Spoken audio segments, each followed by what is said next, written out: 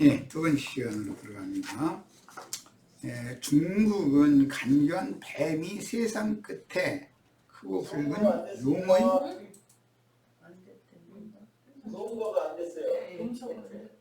중국은 간교한 뱀이 세상 끝에 크고 붉은 용의 모습으로 드러낸 나라이며, 이게 늙은 뱀이죠. 미국은 하늘을 나는 새들의 왕인 독수리의 나라인데, 현 세상의 두 강대국은 영적으로는 원수지간인 적대국의 관계지만 평화시대에는 서로 무역으로 이를 추구하나 결국은 늙은 뱀과 젊은 독수리는 힘으로 부딪히는 날이 이르게 마련입니다. 미국은 하나님의 나라 이스라엘을 속국으로 사로잡은 강대국 바벨론이며 현대판 바벨론이죠. 청교도 신앙의 나라로 시작하였으나 현재는 배도국이 되어 온 세상의 잡신들은 다 모여서 거기에 종교의 자유라는 미명으로 세상의 온갖 잡신들이 모인 귀신들과 악령들이 나라가 되었습니다. 정신세계를 썩게 하는 향락산업이 발전되었던 과거의 로마 제국과 같이 타락의 원조국이 되었으니, 서양물 먹었다 이 말은 저 사람이 정신세계가 지금 타락했다라는 것을 상징하는 그런 표현이 되어버린 거죠. 진리의 도가 이방 잡신들에 의하여 훼손을 받으니 당연히 육적 타락이 임한 것입니다. 예수님 때 로마 제국과 400년의 암흑기였던 헬라의 손아귀에서 겨우 벗어난 이스라엘의 관계처럼 오늘날 세계의 초강대국인 미국과 신생 독립국인 이스라엘의 관계와 상관되는 아랍권과 급부상한 늙은 강대국인 중국과 젊은 초강대국인 미국이 대치하는 세계 정세는 계시록 17장에서 19장을 실현한 말씀에 부합되는 형국입니다. 세계의 그 역사를 보는 이제 눈이 이렇게 열려야죠. 성경이 응해야 되니까. 에스겔 27장 27절로 31절 인용고로 읽습니다. 모든 무리가 네가 패망하는 날에, 이것은 두로와 시돈이 패망하는 날에 다 바다 중심에 빠질 것이며 내 선장의 부르짖는 소리가에 물결이 흔들리리로다 이랬어요. 이건 지난 시간에 이제 설명을 이미 했었기 때문에 바다 중심에 빠지는 것은 일곱 귀신들이, 군대 귀신들이 주님에 의해서 쫓겨나가지고 보니까 산에서 돼지떼들이 먹고 있는 것이 보인 거예요. 그러니까 우리를 아직 무저갱에 들어가라 할 때가 이르기 전에 왜 오셔가지고 우리를 괴롭게 하시느냐고, 저 산에서 먹는 돼지떼기 들어가게 해달라고 허락해달라고 그러는 주님이 그걸 허락을 했어요. 그 이방인 때인 것이죠. 이제 이방인 충만히 사는 기간 동안에. 그게 산에서 먹는 돼지떼들이라는 건 기독교인들을 말한단 말이야. 그 돼지 치는 자들은 올지각한 사악한 목회자들이죠. 이게 설교자들이죠. 상사꾼들이에요. 그런데 그 돼지떼들이 산비탈로 내리달아서 바다에 빠져서 다 몰사했다고 그랬어요. 이것이 뭘 말하는지를 이해를 하셔야 돼요. 세상 교계에 나가면 사람들이 다 세상으로 내리달아서 세상 바다 중심에 빠져서 다 함께 몰사하는 거예요. 그렇게 하도록 설교를 해서 상품을 팔아먹는 거예요. 그래가지고 그 사이비 목사들만 치부하는 거죠. 그들만 부자 되는 거죠. 이런 비밀이 지금 계시록 18장에서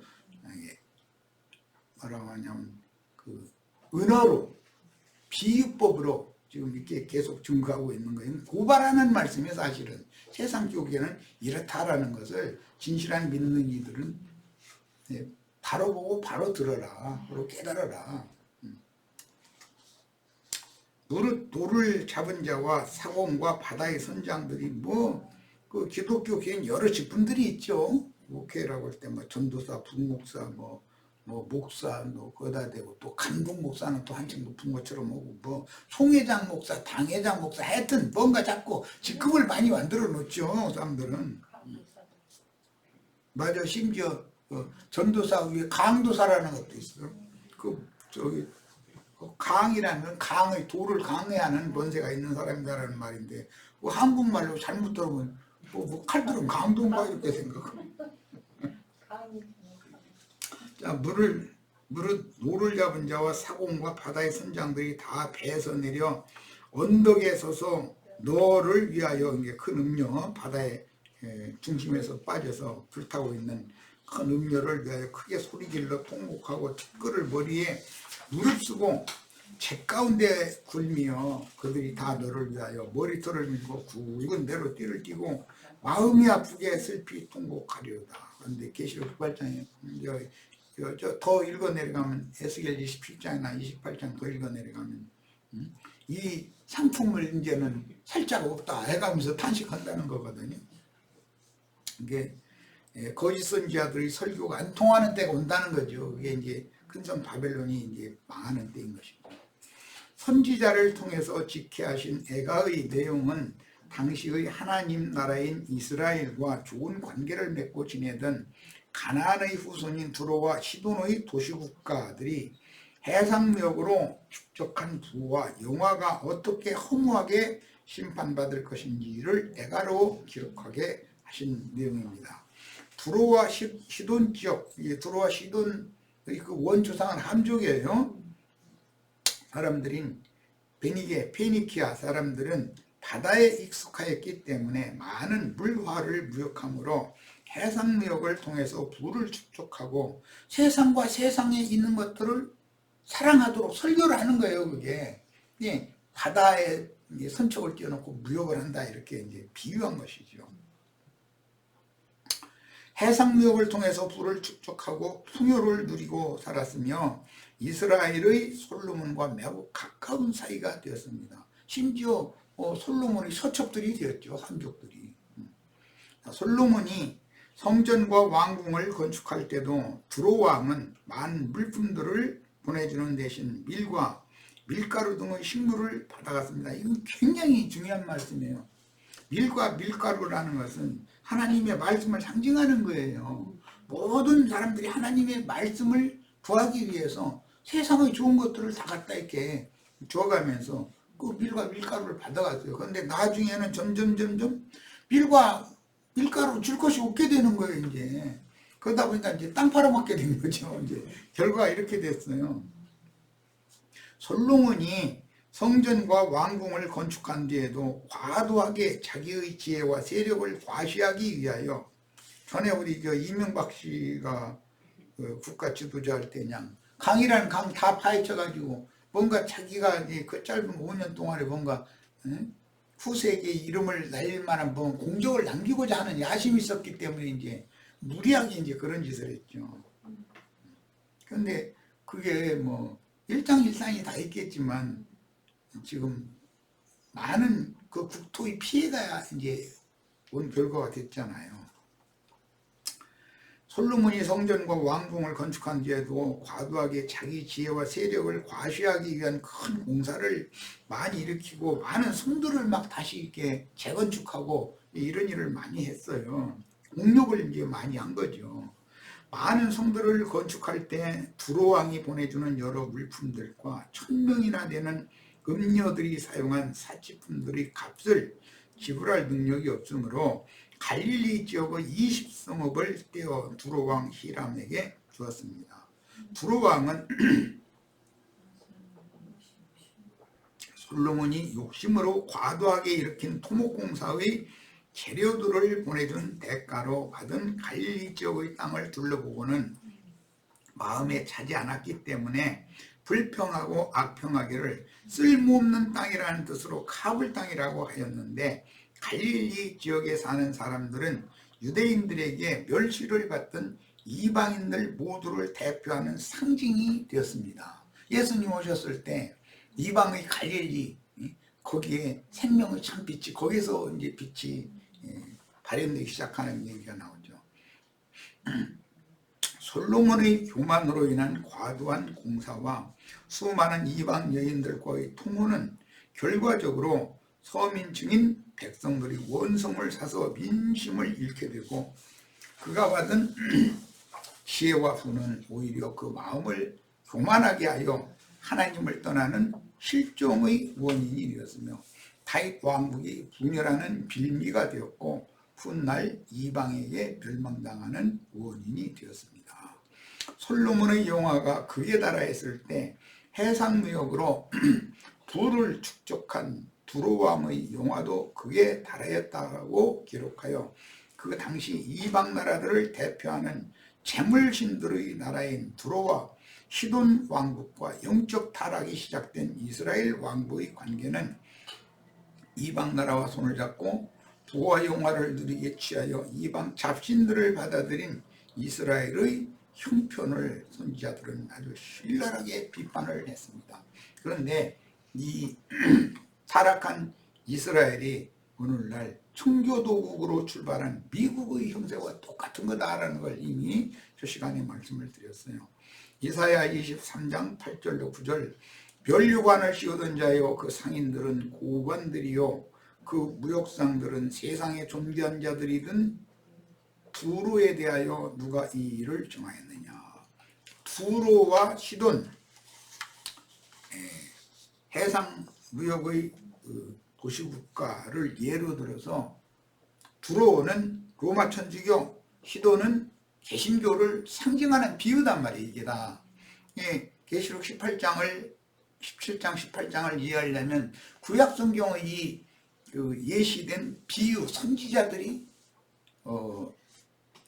먼 훗날 있을 세상 교계에 대한 예언이 됐다라는 것을 잘 염두에 두시고 성경을 읽어야 돼요. 이런 관점으로 성경을 읽으려면 지혜와 계시의 영이 임하지 않으면 이게 무슨 소리인지 알기가 어렵죠. 만군의 여호와께서 그것을 정하셨다. 기독교가 이렇게 흥왕하다가 망하게 되는 것도 하나님이 정하신 대로 되는 거다 이 말이에요. 말하자면 모든 누리던 영화를 욕되게 하시며 세상의 모든 교만하던 자가 멸시를 받게 하려 하심이라. 27장 25절 봅니다. 다시스의 배는, 다시스라는 건 오늘날의 스페인 포르투갈 이 지역을 말하면 그때 당시는 세상 끝이라고 믿었어요. 땅 끝이라고 믿었어요. 배는 때를 지어 네 불화를 실었으며 네가 바다 중심에서 풍부하여 영화가 극하였도다. 그러니까 이런 두로와 시돈, 다시스 이런 나라들은, 다시스는 먼 이방 나라를 이제 대표하는 얘기겠죠.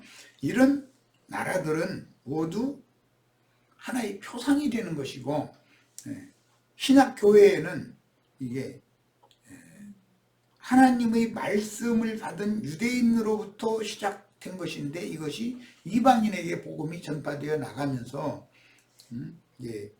바다는 건 세상이니까 땅끝까지 세상 모든 사람들에게 이제 전도가 되는 동안에 이 두로와 시돈 상인들이 가서 물품을 가서 이렇게 무역을 하는 거예요. 그 뭐냐, 전도자들을 파송해 가지고 가서 기독교계의 모든 바벨론의 탐하는 과실들을 가지고 나가서 이렇게 물품 교역을 하는 거죠. 온 지구상에 교회들이 세워지면 다 그게 지금 하나님이 금하신 통상을 하고 있는 중이다. 선지자들은 가나안의 후예인 두로와 시돈의 베니게 왕이 자신의 지혜로움에 도취되어 교만해졌고 그의 부와 영원한 마침내 자신이 신의 지위에 올라서 하나님의 마음 같은지 않은 지경에 이르게 되었으므로 그를 쳐서 멸망시킬 것이라는 애가를 지어서 부르게 하셨어요. 오늘날 기독교계 큰 예배당 뭐 몇십만 명 모이면 그 자기 왕국이거든요. 그게 자기는 왕국이고 자기는 신의 대리자, 하나님의 아들이라고 그러지만 그 말은 내가 곧 신이다 이 말이거든. 그런 지경에 이르렀다. 그런데 그런 사람들 치고 이만희, 장길자, 박명호, 뭐 정명석이, 뭐 이연래, 천수남이 등등 이런 사람들은 이단이 오시는 정단이라고 이러는 거예요. 이제 그 근원이 저인데 사실은 이만희가 재림주 메시아라고 하겠어요? 다 지가 메시아인 채고 도둑질하는 말씀 가지고 말장난하고 앉는 건데 문제는 하나님 나라 왕이 두로와 시돈의 왕들과 가까이 지내며 심지어 시돈 왕의 딸과 혼인하여 왕비로 삼아 이방 잡신들을 용납하여 이스라엘이 이방 잡신들을 겸하여 숭배하는 우상 숭배를 만연하게 한 요인이 이스라엘 왕들에게 있었다는 거예요. 선지자가 바다신들의 나라, 용왕이라고 그러죠. 바다신들 보고는 꼬불꼬불한 뱀 리오야단의 나라죠. 바다뱀들. 바다신들의 나라 베니게의 두로 왕과 문무를 교역하고 시돈 왕과는 혼인하여 바알과 아세라 신들을 퍼뜨리고 포교하였으며 이스라엘의 왕족들이 너무나 사치스럽고 호화로운 생활에 빠짐으로 본래 알지 못하던 신들의 나라로 타락하여 이방 잡신들의 나라가 되어버린 거예요. 여호와 신과 혼합이 되어버린 거죠. 아브라함, 이삭, 야곱의 하나님을 배반하게 된 것입니다. 우상 숭배를 부추기는 지도자들은 뱀의 지혜와 세상 부와 영화로 눈이 멀어 하나님의 백성들을 착취의 대상으로 삼고 하나님을 떠난 원인이 되었음을 지적하여 타락한 이스라엘 왕족들과 사제들과 거짓 선지자들을 깨우치려고 애가를 지어서 부르게 하신 것입니다.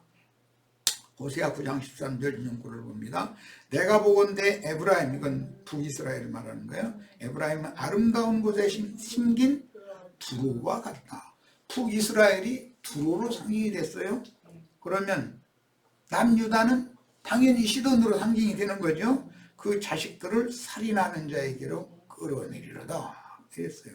이런 게 다 선지자들이 두로와 시돈이라고 하는 페니키아 가나안의 상인들과 손잡은 이스라엘 왕족들 또 제사장족들 거짓 선지자족들의 그 행태를 지금 고발하는 내용들이다.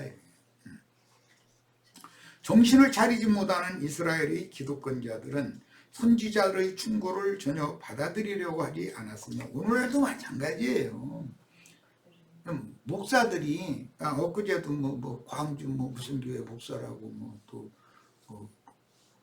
경북 상주 무슨 교회 목사라고 해가지고 전화를 받았어요. 그런데 그 사람들 자기 등급 올려달라고 그냥 말씀을 강론을 다 들으면 좋은데 그럴 시간이 없대네. 그런다고 문서 이거 좀 보게 해달라고. 그 사람들 꼭 전화하면 꼭 그거 보여달라고 그러더만. 그래서 안 된다고. 나와 같이 동역을 할 확고한 게 있으면 그게 되지만 그렇지 않으면 안 된다고. 당신들 설교 들으라고 강의하는 것처럼 내가 강론하는 거 계속 들어봐라. 그럼 당신들 설교가 바꿔질 수도 있을 것이다. 내가 이제 이렇게 답변했더니 전화 뚝 끊고 지금은 후식도 없네. 이제 또 좀 어떻게 좀 잘 좀 지내보려고 밥 먹었더니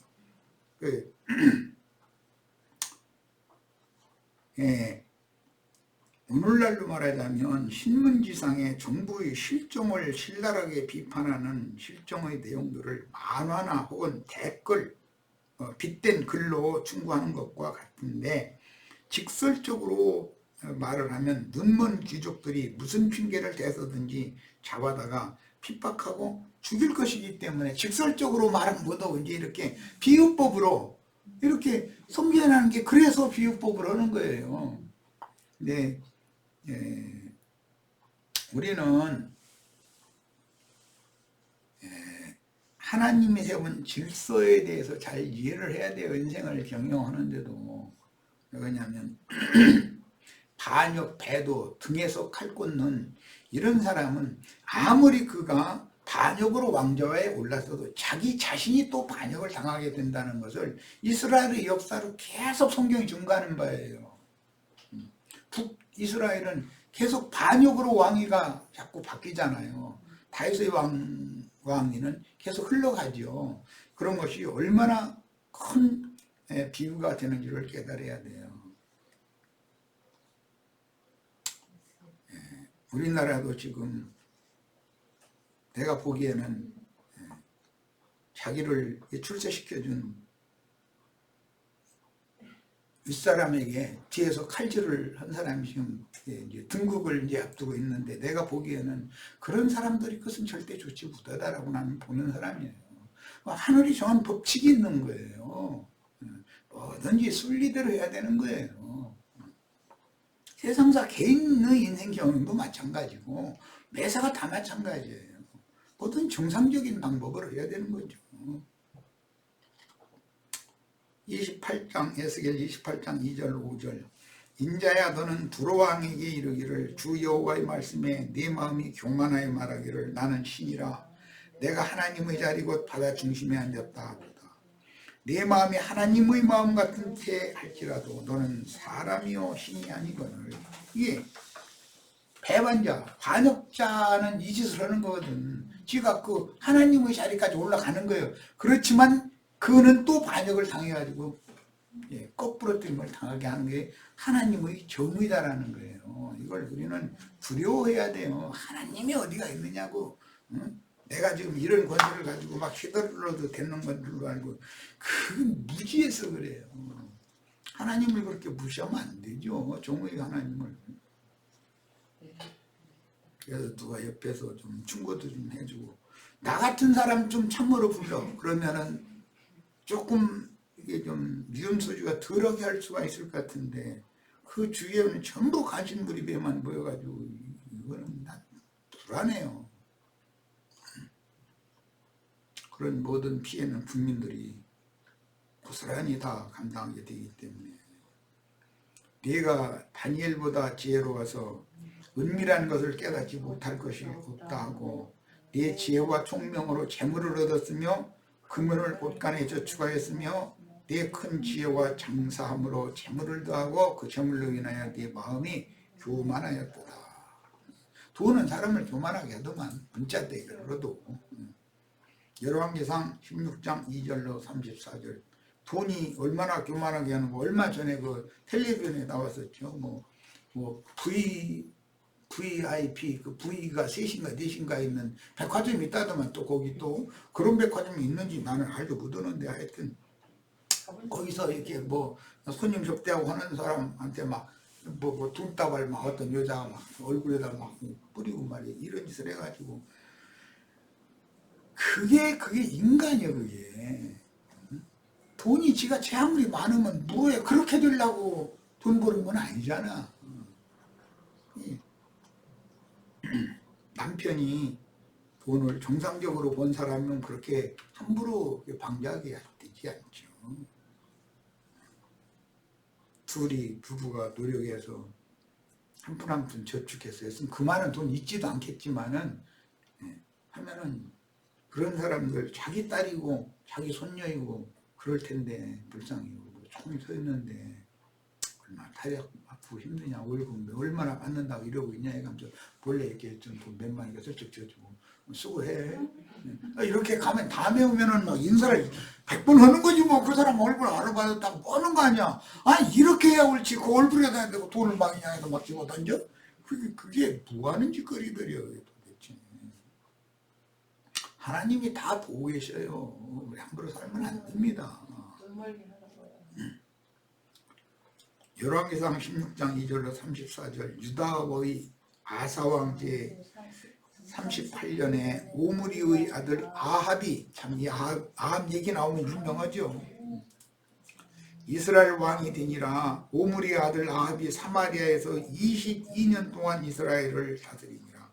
오므리의 아들 아합이 그 이전의 모든 사람보다 여호와 보시기에 악을 더욱 행하여 느바스의 아들 여로보암의 죄를 따라 행하는 것을 오히려 가볍게 여기며 시돈 사람의 왕 엣바알의 딸 이세벨을 아내로 삼고 가서 바알을 섬겨 예배하고, 사마리아에 건축한 바알의 신전 안에 바알을 위하여 제단을 쌓으며 또 아세라상을 만들었으며, 그는 그 이전의 이스라엘 모든 왕보다 심히 이스라엘 하나님 여호와를 노하시게 하였더라. 그 시대에 베델 사람 히엘이 여리고를 건축하였는데, 그가 그 터를 쌓을 때 맏아들 아비람을 잃었고 그 성문을 세울 때 막내 아들 수굽을 잃었으니 여호와께서 눈의 아들 여호수아를 통하여 하신 말씀과 같이 되었더라. 여호수아 6장 26절에 여호수아가 무너뜨려 이 성을 쌓는 자는 장자일 것이고 성문짝을 해서 달려내면 자달일 것이다. 예언이 되는데 그 예언이 이렇게 베델 사람 히엘한테 그게 응했더라는 거예요. 자, 이사야 23장 1절로 14절 인용구를 봅니다. 두루에 관한 경고라. 다시스의 베드라, 너희는 슬피 부르짖을지어다. 두루가 황무하여 집이 없고 들어갈 곳이 없으며 이 소식이 기띔이라는 야벳의 후손이니까 오늘날 유럽 족속의 힌두인들이죠. 기띔 땅에서부터 그들에게 전파되었습니다. 바다에 왕래하는 시돈 상인들로 말만. 시돈은 가나안의 장자가 시돈이었어요. 부여하게 된 너희 해변 주민들아 잠잠하라. 시홀이라는 것은 애국강이라는 뜻이기 때문에 애국강은 나일강이죠. 그 주위에는 농사가 아주 잘 되는 식물이 많이 나왔거든요. 시홀의 곡식 곧 나일의 추수를 큰 물로 수송하여 드렸으니 열국의 시장이 되었다. 곡식이라는 건 하나님 말씀을 말하는 건데 가나안 땅에서 나오는 곡식이 아니고 애굽 땅에서 나온 곡식은 세상의 어떤 세상적인 교훈들이다 이거예요. 그런 것들을 사람들이 먹으면 먹는 것이 곧 그 사람이 되는 거기 때문에 힌두굴이라고 그러잖아요. 세상의 영이 믿는 이들을 전부 정신세계를 지배하게 된다 이거예요. 시올의 곡식을 자꾸 먹으면 세상 쪽에서 세상 부귀영화, 재물 이런 것들을 추구하게 하는 그런 교리를 자꾸 받아들이면 강론을 자꾸 믿으면 완전히 세속화되어 버린다 이거예요. 신자들이. 시돈이여 너는 부끄러워할지어다. 대저 바다 곧 바다의 요새가 말하기를 나는 산고를 겪지 못하였으며 출산하지 못하였으며 청년들을 양육하지도 못하였으며 처녀들을 생육하지도 못하였다 하였습니다. 시돈이 그런데 사실은 새끼는 더 많이 낳지. 이렇게 자 이 말은 하나님의 참 아들들을 영적 자녀들을 생산하지 못하는 자들이다 이게 완전히 가라지 새끼들만 많이 퍼뜨리는 자들이죠. 이게 비밀이 아주. 그 소식이 애굽에 이르면 그들이 두로의 소식으로 말미암아 여기 보면 시돈과 두로를 같이 보고 있는 것을 알 수가 있죠. 고통받으리로다. 너희는 다시스로 건너갈지어다. 다시스는 고대 세상 것을 우겼다는 것 말씀 아까 이미 했어요. 해변 주민아 너희는 슬피 부르짖을지어다. 야벳 족속은 바닷가의 땅에 거했다고 돼 있죠. 지중해변에 살아 유럽이 지중해변에 유럽 나라이기 때문에 이것이 옛날에 건설된 너희 희락의 성 곧 그 백성이 자기 발로 먼 지방까지 가서 머물던 수급이냐. 멸류관을 씌우던 자여 그 상인들은 고관들이요 그 무역상들은 세상의 존귀한 자들이든 두로에 대하여 누가 이 일을 정하였느냐. 만군의 여호와께서 그것을 정하신 것이라. 모든 누이던 영화를 욕되게 하시며 세상의 모든 교만하던 자가 멸치를 받게 하려 하십니다. 세상의 모든 교만한 자들이 기독교계의 사이비 목회자들이죠. 그런데 그들 이제 멸시받는 날이 오는 거예요. 그날이 큰 성 바벨론이 무너지는 날이죠. 딸 다시스여 나일같이 너희 땅에 넘칠지어다. 너를 속박함이 다시는 없으리로다. 여호와께서 바다 위에 그의 손을 펴사 열방을 흔드시며 여호와께서 가나안에 대하여 명령을 내려 그의 견고한 성도를 무너뜨리게 하시고 이르시되 너 학대받은 처녀딸 시도나 내게 다시는 희락이 없으리니 일어나 기띔으로 건너가라. 시돈이 기띔으로 건너간다는 뜻은 이제 야벳 족속과 섞기 관련 의도인 것이죠. 거기서도 내가 평안을 얻지 못하리라. 야벳 야벳 족속은 이 함 족속을 필요한 것만큼 부리기는 하지만 동등한 대우를 해주지는 않습니다. 오늘날 미국은 그 백인들이 야벳 족속들이 함 족속들 흑인들을 절대 대우해주지 않습니다. 흑인들이 득세를 하면은 저희가 망한다고 생각하고 있기 때문에 위기감을 갖고 있죠. 갈대아 사람의 땅을 보라. 그 백성이 없어졌나니 곧 아수르 사람이 그것을 들짐승이 사는 곳이 되게 하였으며 그들이 망대를 세우고 궁전을 헐어 황무하게 하였느니라. 다시스의 배들아 너희는 슬피 부르짖으라. 너희 견고한 성이 파괴되었느니라. 이와 같이 성경에는 두로와 시도는 항상 함께 언급이 되고 해상무역으로 지부한 가나안족의 도시국가인 페니게의 상인들이었는데 가나안의 신들을 이스라엘에 들여오는 원인이 되었고 통혼으로 이스라엘의 신앙을 더럽혔습니다.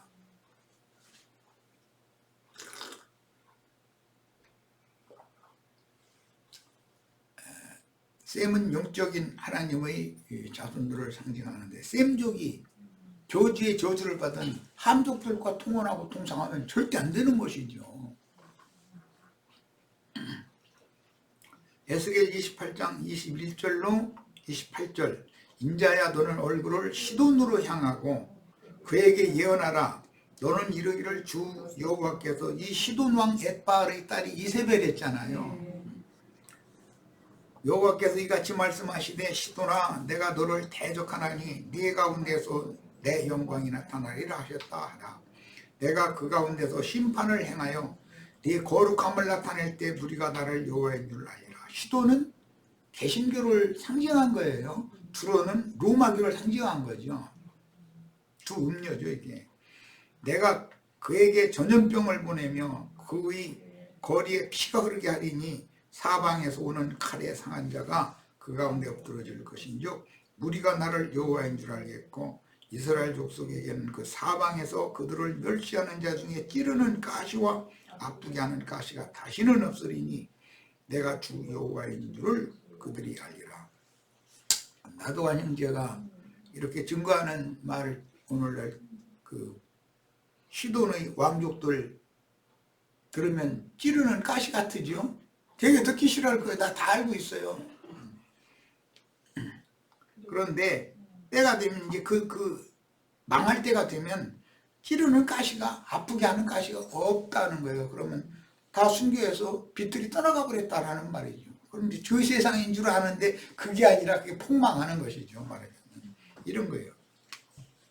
구약 성경의 피니키아 왕국인 두로는 로마교를 상징하고 시도는 개신교에 섞인 가라지들을 상징하는데 두로와 시도는 지중해 변의 도시국가였으며 해상무역으로 부를 축적하여 세상영화를 누렸으니 이것은 가라지가 섞인 세상교계의 타락과 멸망을 암시하는 역사였던 것입니다.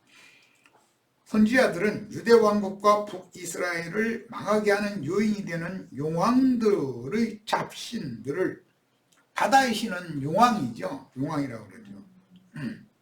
중국이 그 용나라라고 한 게 그 참 세상 신을 대표하는 나라라는 거잖아요. 크고 붉은 용이다 그랬으니까 또 그 중국 사람들은 뭐 보면 꼭 붉은색을 그렇게 좋아하더만. 참 신기한 사람들이야. 선지자들은 유다 왕국과 북이스라엘을 망하게 하는 요인이 되는 용왕들의 잡신들을 거룩한 땅에 불러들이므로 우상숭배의 나라로 타락한 남북 왕국을 심판하신 원인이 되었음을 반복해서 경고하셨습니다. 그 당시 선지자의 이런 예언들을 현세에 적용하면 해상무역으로 부를 축적한 바다신들의 나라는 크고 붉은 용의 나라인 오늘날은 중국이고 무역의 대상국들은 하나님 나라인 미국과 동맹을 맺은 여러 나라다. 우리도 지금 미국과 동맹을 맺었지만 중국과 교역을 하지 않으면 물품값이 비싸가지고 살 수가 없죠. 중국산이 안 들어오면 우리 먹고 살기 어려워요. 늙은 뱀나라인 중국과 젊은 독수리 나라 미국은 바다 중심인 세상 나라들의 중심 국가인 두 세력이며 과거 무역으로 지구한 두로와 시돈이 다시스의 무라들을 수운하여 이스라엘 왕국과 교역하였던 것은 현대의 세계 정세와 기독교계의 형세로 성취가 되었습니다. 그러니까 성경을 볼 때는 이런 눈이 열려야 돼요. 에스겔 선지자가 보인 그 큰 바퀴, 두 바퀴가, 큰 바퀴 안에 작은 바퀴가 또 있어서 각기 네 방향으로 이렇게 간다, 이렇게 돼 있죠. 바다 짐승인 크고 붉은 용으로 형상화된 세상 나라를 대표하는 열 뿔들을 장악한 두 머리를 상징하는 두 뿔이 대치하는 현 세상의 형국은 평화시대에는 서로 무역으로, 통상으로 이를 서로가 얻는 거예요. 얻으니 경제적인 경쟁을 하지만 철과 진흙이 섞일 수 없듯이 지금 러시아가 중국과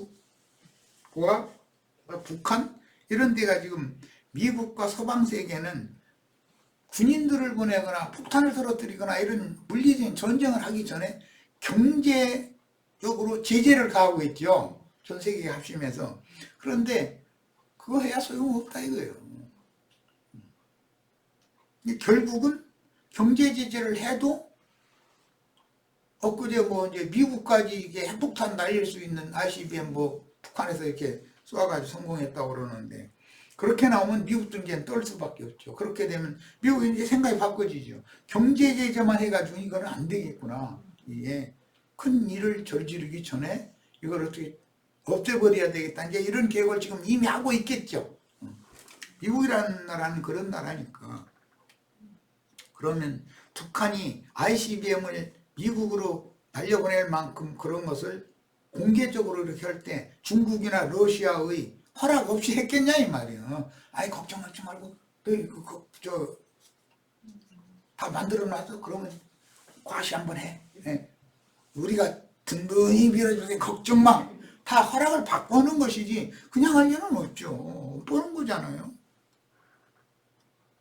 청교도 신자들이 세상의 간섭이나 박해를 받지 않는 신앙의 자유를 찾아서 도망하였으나 유럽에서 건너온 야벳 족속이 총칼로 본토인들이든 인디언들을 살상하고 굴복시킨 후에 세운 나라가 미국입니다. 이것은 이스라엘이 가나안 족속들을 이렇게 점령해서 굴복시켜서 이스라엘 나라를 세운 것을 현대판 가나안 땅에 이스라엘이 세워진 것을 상징적으로 보여준 게 미국이라는 거예요. 미국이 청교도 신앙을 지키며 말씀에 순종할 때는 미국이 원래는 모든 학교들에서 의무적으로 학교 수업을 하기 전에 성경을 먼저 가르쳤습니다. 그래서 성경 교사들이 모든 학교에 다 배치됐었어요. 그런데 지금은 종교의 자유다 해가지고 기독교만을 가르치는 것은 안 된다. 법 바뀌어버린 거예요 지금은. 자, 이런 것이 무엇을 의미하는지를 잘 생각해 보셔야 돼.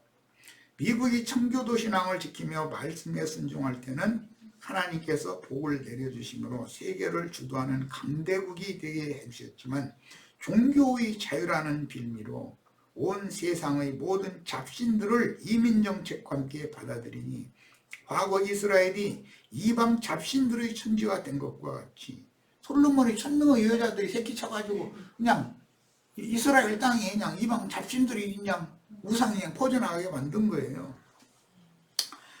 세상의 온갖 잡신들이 나라가 미국이다. 나는 어릴 때 이제 고아원에서 잠깐 이제 지내게 됐었는데 그때 미국 형제회가 파송한 그 할머니 여선교사님을 통해서 성경을 좀 이제 읽게 됐었어요.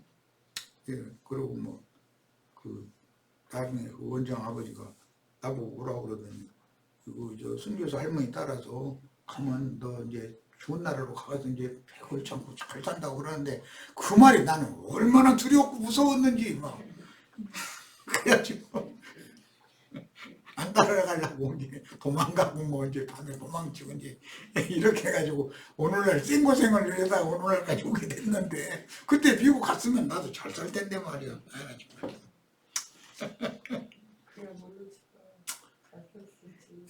고의 나라인 소련이 붕괴하고 북극곰 나라죠. 소련은 러시아가 승리한 후로 붉은 용의 나라 중국이 부상하는 현세에는 미국을 통해서 서로 이익을 추구하나 정치 군사적으로는 미국과 중국은 결코 영원히 우호 관계를 유지할 수 없다. 이건 다니엘서에 이미 5발가락과 그 5발가락은 서로 철과 진흙이기 때문에 합치려고 해도 합칠 수가 없다는 거예요. 좋게 지내자고 해도 평화시대에는 서로 중국산 미국으로 팔고 미국산 중국으로 팔고 뭐 이게 통상이 돼요. 그런데 상황이 악해지면 그게 계속 유지되지 않는다는 거죠.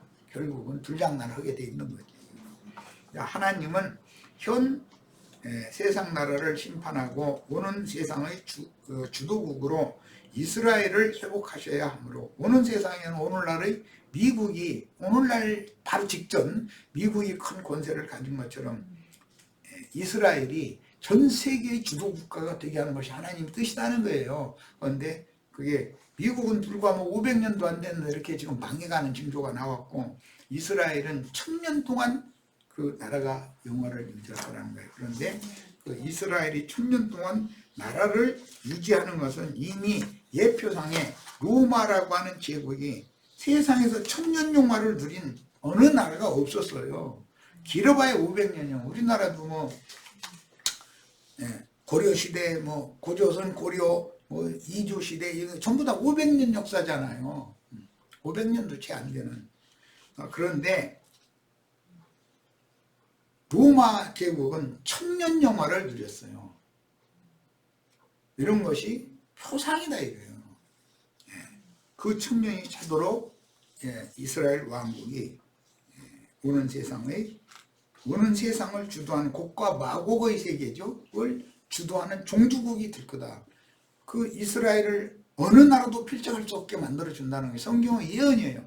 반드시 이스라엘은 영적으로도 회복이 될 것이고 이렇게 세상적으로도 반드시 영국시대, 미국시대가 있었던 것처럼 3차 대전 후에는 말하자면 후에는 이스라엘이 급부상해서 하나님이 말씀을 맡은 나라가 흥왕하는 거예요. 미국이 왜 지금 망한다고요? 왜 흥했다가 망했어요? 말씀을 맡을 때 그때는 온 나라의 선교사들을 파송하고 막 그냥 성경을 막 찍어가지고 무료로 막 전 세계에 이렇게 막 갖다 배포해주고 그때 이미 미국에서 나 그저 고아원에서 읽었었던 그게 요한복음이라고 뭐 예수님이 양 한 마리 없게 이렇게 미고 있는 그 그런 표지에 있던 조그마한 책이 있었거든요. 그런 것을 한글로 다 인쇄를 해다가 배포했던 걸 무료로. 그럴 때는 미국이 힘을 하나님이 실려주셨어요. 그런데 미국이 그 후로는 변절되어져 가지고 전 세계 모든 신들을 다 용인한다. 오직 성경만을 가르치는 이런 제도를 딱 바꿔서 그걸 못 가르치게 하는 거예요. 학교에서 이제. 그러다 보니까 하나님이 미국에서 힘이 미국이 지금 점점 힘을 잃고 있잖아요. 이런 것은 하나님의 말씀이 함께하는 민족, 그 나라는 흥왕하고 하나님의 말씀이 떠나면 그 민족, 그 나라는 망한다라는 것을 역사상으로도 보여주는 거예요. 교회도 마찬가지예요. 하나님의 말씀을 버리고 진실한 말씀을 버리고 세상의 어떤 잡신사상들, 뭐 애굽의 10월에서 나오는 곡식들 이런 것 갖다 막 무력해다 이제 먹이는 얘기가 나왔는데 그런 것을 자꾸 먹이면 세상 교회는 다 복사 망하게 돼 있다는 걸 보여주는 그림이 나라는 거예요. 오늘 우리는 요한복음 18장 말씀을 통해서 하나님의 그 원대하신 뜻과 비밀한 우주 경영에 대해서 눈이 크게 열리고 귀가 뚫리는 축복이 다 있기를 바랍니다. 마칩니다.